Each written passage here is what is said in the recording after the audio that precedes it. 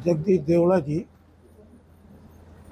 एक गंभीर व्यक्ति हैं और बहुत धैर्यता के साथ बात करते हैं। ना जाने आज क्यों इतनी ज़्यादा चरण वंदना में पीएम की चाटुकारिता में झुक गए कि देश के जनमानस को हिदायत देने लगे कि प्रधानमंत्री की चरण वंदना करना चाहिए। राजनीति में, लोकतंत्र में, संविधान में जनता सर्वोपरि है। जनता जनार्दन हमारी संस्कृति, परंपरा और धर्म के भव्य और विराट स्वरूप में जनता को जनार्दन का स्वरूप दिया गया है। उसके बावजूद ये इस तरीके का बयान कहीं ना कहीं इस बात को प्रदर्शित करता है कि भारतीय जनता पार्टी का कितना भी विद्वान व्यक्ति हो, वो इस समय सिर्फ चाटुकारिता में लगा है। वो खुद अपने नेताओं की चरण वंदना में लगा है। वो पूरे लेट जाएं, अपने ऊपर से मोदी जी को गुजरवा लें, लेकिन पब्लिक के लिए और देश की सेना के लिए ऐसे अशोभनीय शब्द न कहें।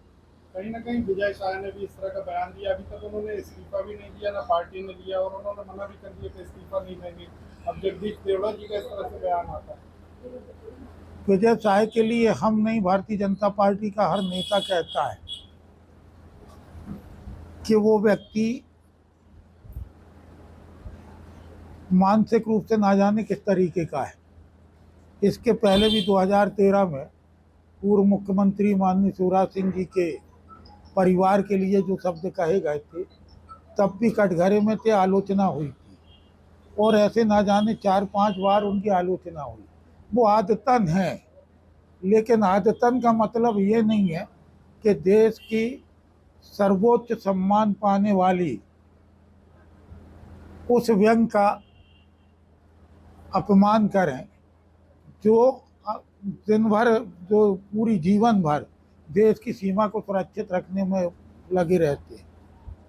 एक तो महिलाओं के सम्मान के संदर्भ में भी, दूसरा देश की अखंडता, देश की एकता से देश की संप्रभुता को भी चोट पहुंचाने की कोशिश की गई है। महिलाओं के सम्मान में अपमान है और सबसे बड़ी चीज कि देश की आर्मी, जिसके ऊपर पूरे देश को फक्र और नाज है, उसको, उसके बारे में ऐसी टिप्पणी करना और ऐसे दौर में ये किसी भी हिसाब से उचित नहीं था।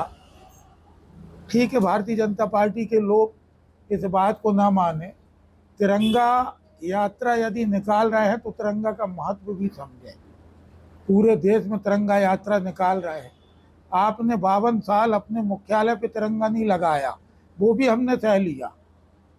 आप अभी तिरंगा लगा रहे हो, वो भी हम स्वीकार कर रहे हैं, स्वागत कर रहे हैं उसका।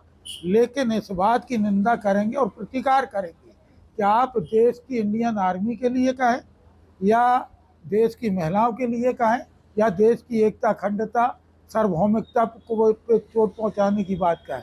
हम अकेले नहीं, कोर्ट ने स्वतः संज्ञान लिया है। और जब कोर्ट ने, एक कोर्ट नहीं, उच्च न्यायालय, उच्चतम न्यायालय ने फटकार लगाई, उसके बाद पता नहीं भारतीय जनता पार्टी के लोग इस बात को समझ क्यों नहीं पाते। उनका शीर्ष नेतृत्व कि ऐसे लोग जो वास्तव में सिरफिरों की श्रेणी में आते हैं, उनके ऊपर कार्रवाई क्यों नहीं करते। तिरंगा का महत्व नहीं समझ में आ रहा है इनको क्या? तिरंगा का सम्मान समझ में नहीं आ रहा। राष्ट्रीयता की भावना और राष्ट्रवाद की बात करने वाले राष्ट्र को नहीं समझ पा रहे क्या? तत्काल प्रभाव पे इनको तो पार्टी की प्राथमिक सदस्यता से उसको बर्खास्त करना है।